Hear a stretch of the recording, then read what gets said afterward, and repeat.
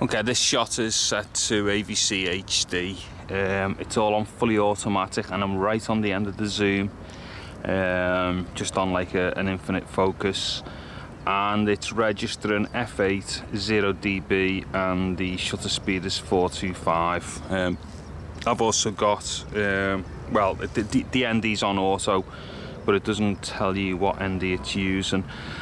Also, for any of the automatic shots, of which this is, I've actually set the auto compensation to -1, because I've got a feeling that it actually does overexpose slightly on automatic shots. So we'll just see how these start looking.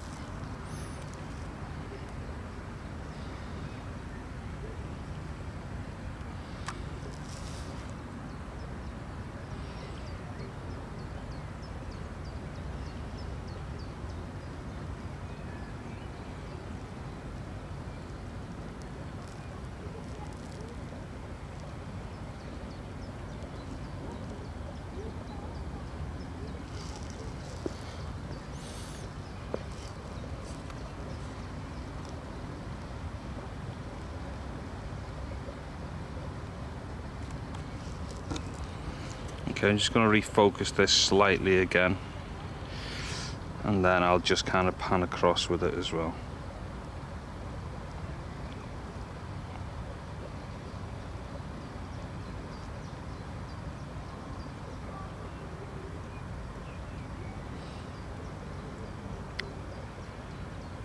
Okay, I'm just going to reset the focus again. Okay, this might actually be a good time to test the jello effect, which I'm going to imagine is going to look pretty awful, but here we go. So, okay, there's a relatively small movement.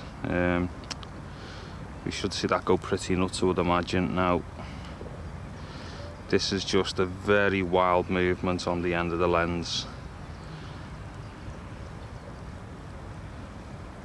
Okay, I'll just pull it back wide again.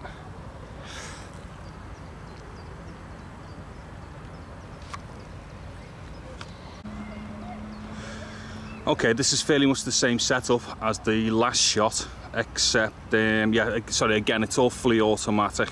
I've actually got it on my shoulder now, on the shoulder rig, and to be honest, I don't think you can go fully manual on your own on a shoulder rig anyway with this type of setup. I don't care what anyone says, you know, if you're shooting manual, you do have to take a lot more care over how you're setting your shots up. So if this were a typical run and gun scenario, then yeah, it's just going to be lashed on your shoulder and in mostly automatic mode. For the sake of this, it's exactly the same as it was last time, but this time I've actually got the focus on auto as well. So I'll just kind of like do some of the similar things with it. We'll just see how this comes off the shoulder.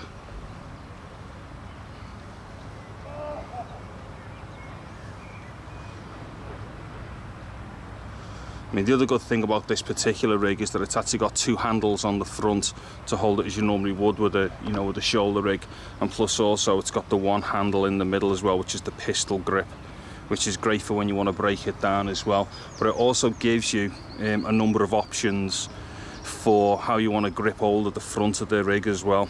Okay, so what I'll do, I'm just holding it now with my left hand, then I'll start zooming in. Again, all the while on this one, it's on autofocus.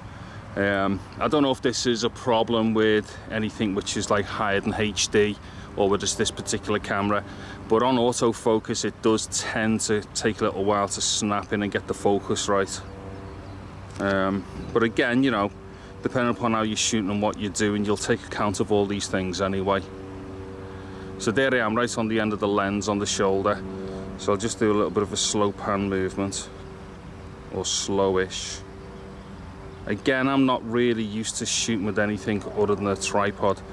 So, you know, somebody who's more experienced than me would be making these shots look, you know, a lot smoother.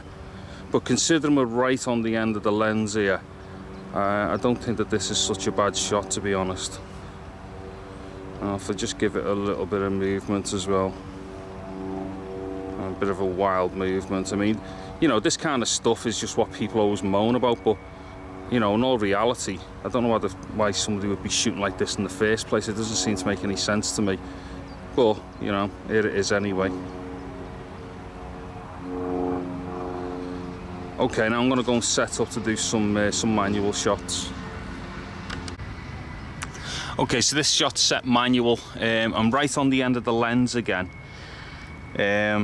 Basically, let me see, I've got the iris on f4, again 0 dB gain, and the shutter's on 3,500. Now this is without an ND on it, so I mean, I do try my best to shoot without, well, my own personal preference is to shoot without an ND. I mean, obviously I'm not too bothered about depth of field with these wide shots anyway, so I don't mind the iris being closed down just to balance the light on it. And I'm focused on the post in the middle, so I'll do a little small pan on this and see how this looks.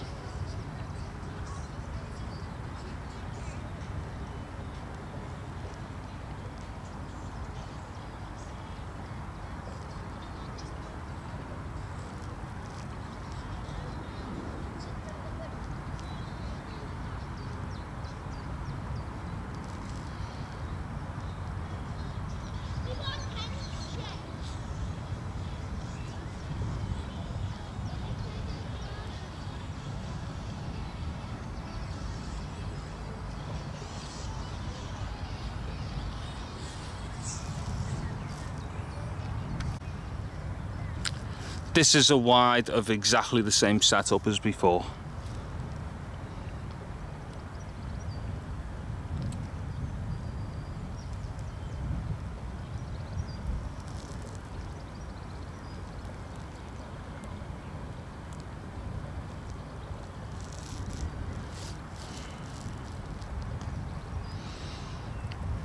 Right, if I'm looking over here, I should imagine on playback some of this might well blow out because it kind of set all my exposure and whatnot for this shot earlier, but it doesn't look too bad in the EVF.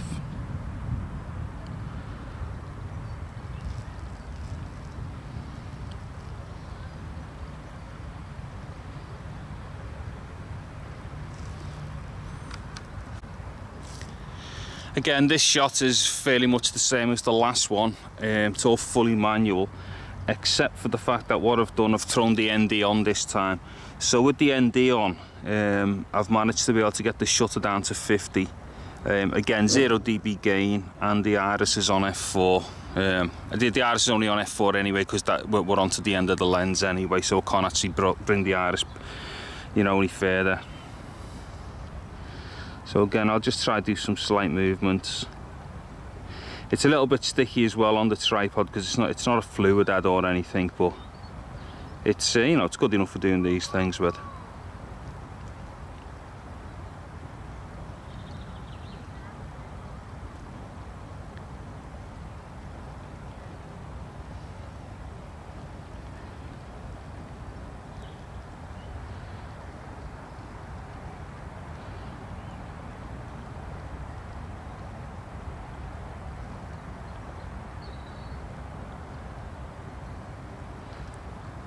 Again, as I'm coming round here, I should imagine it might start overexposing a bit too much now.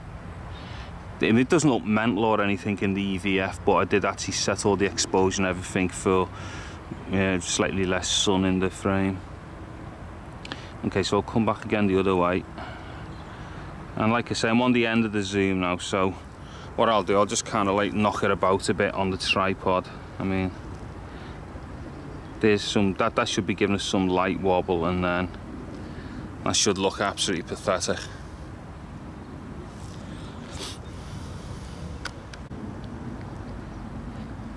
This again is fairly much the same as the last shot. F4 0 dB, 50 on the shutter, and ND on full.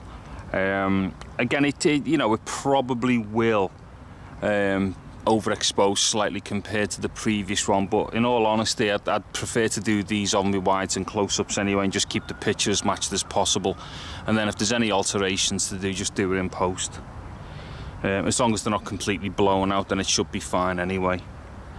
All along the way with this as well, just need to make it clear that I'm actually using the EVF to judge everything with. I'm using a bit of the zebra, I'm using a bit of zebra as well and whatnot, but in all honesty I tend not to do that anyway, and just tend to judge straight off the EVF or the display anyway, the way I normally would shoot. But then I'd normally be shooting with something that I'm really familiar with. This is the first time I've shot with this camera, you know, bringing it out and shooting any tests with it properly, so it is something that I'm going to have to get used to and just work out exactly what the EVF and the display on this are actually doing.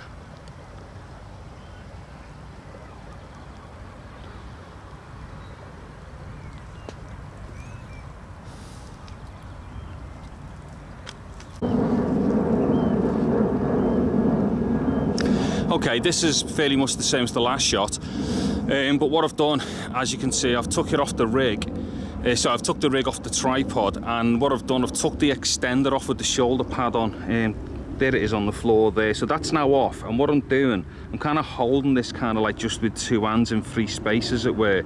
And to be honest, because of the weight of the camera not being overly heavy, but now that I'm holding it with the two, you know, with the two front handles, it has got surprisingly a lot of balance. Actually, to be honest, I actually really do like this. It's also short enough that I can pull it into my chest a bit as well, and also be able to look through the EVF with it. Again, I can't say for sure what the focusing is going to be like on this, because this was set up from the last shot anyway that was on the tripod, but I can't imagine it'd be that bad. But this is just to give an idea of the stability, you know, just holding it two-handed. Let me just do a little bit of a walk with it. Okay, I mean, I can't imagine that this is going to look particularly good on playback, but you know, it's probably usable and doable. Right, I'm now just holding it with the pistol grip. Again, because the rig itself and the camera are not massively heavy, it's not that bad. You know, you could do a lot of this, you know, one-handed stuff with the pistol grip, with the, you know, with the half of the rig on it all day long probably. Okay, so hold on, I'm just back with two hands again. Let me just try a nice pan.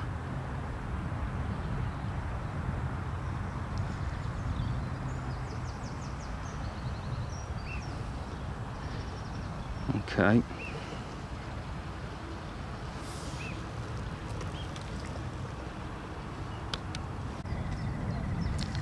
Right, I'm back onto a two-handed configuration again. So this is like, as it were, what I'm calling the short rig or the half rig.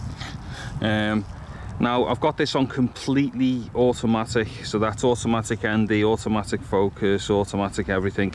Like I was saying earlier on, I don't know if it's an issue with the 4K sensor or whether it's this particular camera, but you know, it doesn't snap. You know, it doesn't snap its focus very quickly. So that's just something to bear in mind. But like I say, these are not really issues that would normally concern me, because I don't normally shoot this way myself anyway. This is really just to give me an idea of how useful or not that this setup is, and maybe to show other people what, you know, what use it might be for themselves. So basically, you know, as I'm filming this, I'm altering me hand positions for stabilisation here, and that's between the two front mounted handles and also the pistol grip down the centre. And I've got to be honest, it is extremely useful. Again, I must stress, I don't normally shoot myself like, you know, I don't shoot like this myself usually, but I could see myself doing a lot more of this in the future.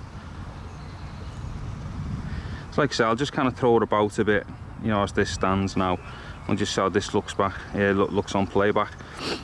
I mean, I'm kind of shooting fairly much into the sun here, so I don't know how well it's going to handle this.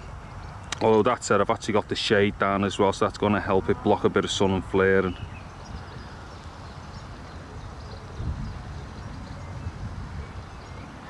And just try some fast movements. So this is fully wide at the moment. So, I mean, I can't imagine, even like, you know, on fairly fast movements, I can't imagine that any kind of jello effect off the sensor is really going to be too noticeable.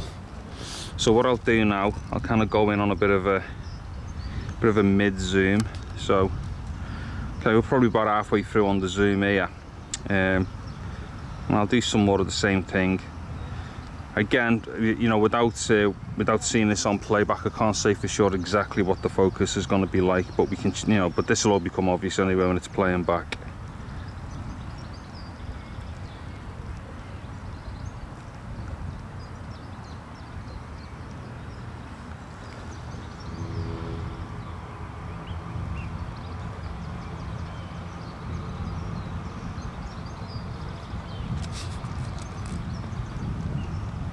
Okay, now on full zoom.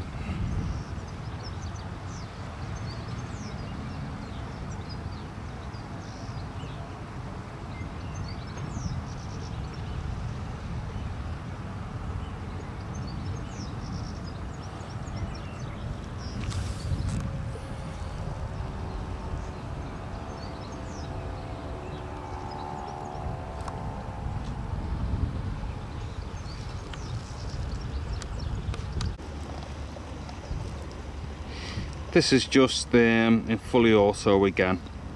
What I'm trying to do with this is just to get right in on the end of the zoom and to see what the focus is going to be like. Again, this is on auto. Like I said earlier, I mean, my preference to manual would mean that I wouldn't be doing anything like this anyway. I'd normally be doing these type of shots on a tripod and setting it properly and going for critical focus and whatnot. Although I do understand that a lot of people do like to shoot fully, you know, fully automatic and off the cuff. So hopefully this is an example of the stability of like the short rig in that particular scenario.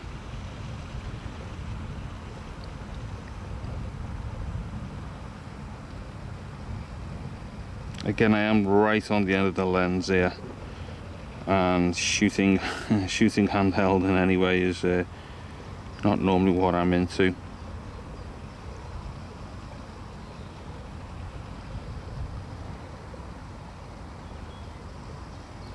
As you can see, it does take a little bit of time for its focus to settle.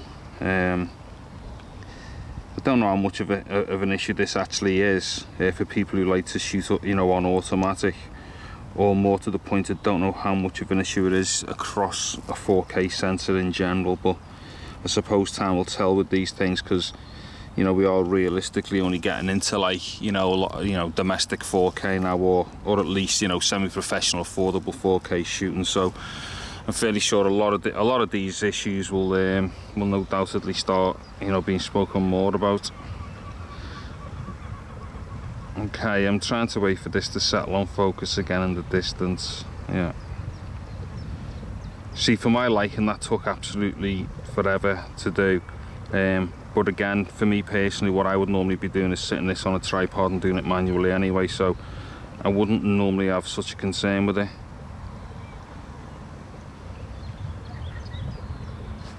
Okay, let me bring it back and do some more wides as well. So again, this is just me on like the half base version of the rig. Again, just doing what I've done before, completely auto, and just talking loads of nonsense.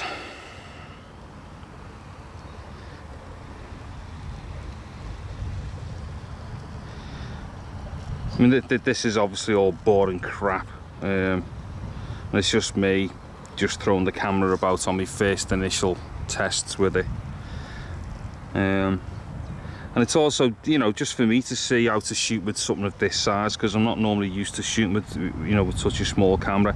I mean, I'm not really into massive cameras either, but for my own personal use, what I'm trying to do is get as high definition as possible into the shortest spaces. So on paper, this particular setup would appear to kind of like fit the bill for me. Plus, I'm not overly concerned about the lower bit rates and whatnot. I mean, I've got, you know, in my personal opinion, is that most people are just not realistic whatsoever in when they're reviewing or buying cameras, you know, for whatever production. I mean, this entire rig costs less than £2 and that's including the camera, the shoulder mount, you know, the tripod. I've got a bunch of filters which I haven't tried out yet as well, but they all come in at less than £2. So for that kind of price, you know, something's got to give. So I think as long as you're being realistic, you know, these type of cameras are really going to do that well. And you know, I don't care much for the nonsense of all these people bitching about them not being 10-bit and whatnot, because again, you know, for where this stuff's going to end up, it's all 8-bit anyway. and I dare most people to actually identify the difference when they're actually viewing it on an 8-bit display anyway.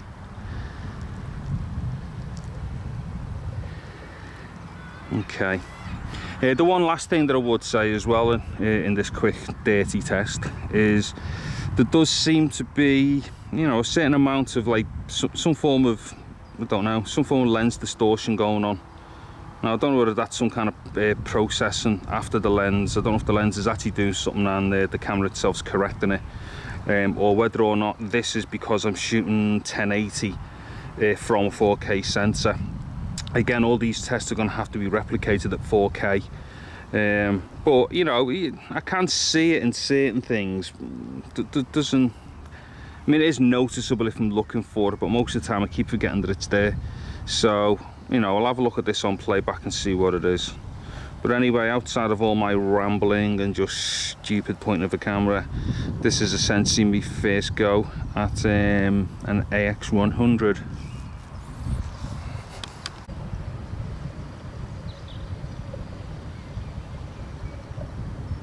This is another locked off auto shot with manual focus. The camera is doing oh sorry, it's on, yeah, it's on a manual iris, sorry. I've got the iris on full, and it's 4.8, 0 dB and 25 on the shutter. I'm actually doing this just to try and see what kind of depth of field I'm going to get on the, you know, between the foreground and the background. And yeah, that's suitably blared out.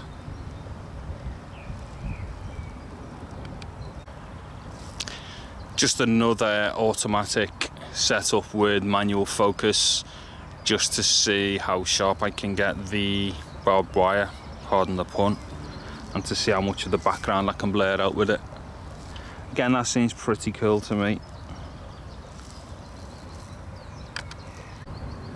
Right, this shot I've already pre-focused. I've already pre-focused right onto the wall in the back there. So what I'm going to do, I'm just going to go in slowly with the zoom, and let's just see how this feels once it ends up on the wall. Right, I think this is the slowest the zoom can go. That's kind of a bit faster. Oh, maybe there's only 2 speeds, I don't know. So there we are now. We've gone straight through on the zoom, right onto the wall. Looks kind of alright to me in the EVF, so what I'll do, I'll just try and move it a little bit.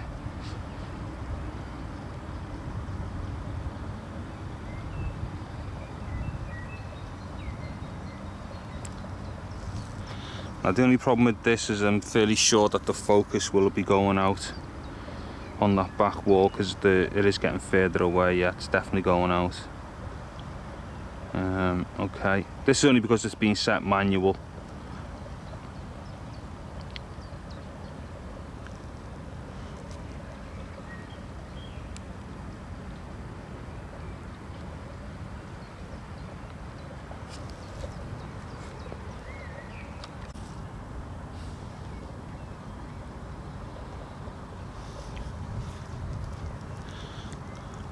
Right, this is just all in fully automatic mode now. And what I'm going to do, I'm just going to move it about on the tripod and just see what happens and see how long it takes to settle on things and whatnot. So this is fully automatic, zoom, exposure, whatever, and also I'm letting it determine what ND it needs to use as well.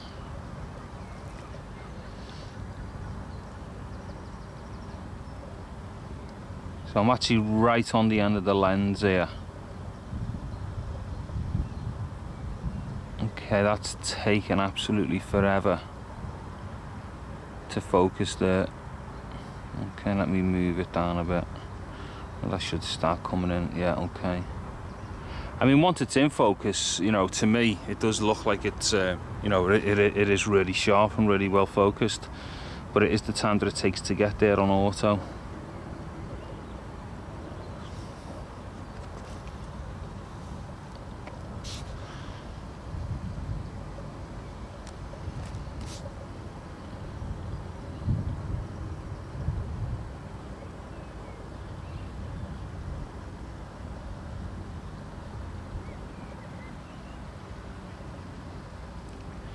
I've got a feeling that maybe some of the other automatic settings, you know, such as the iris and you know, and the shutter speed, they might not be as fast as what you might like either, you know, if you're kind of like jumping, you know, in and out of dark and light areas.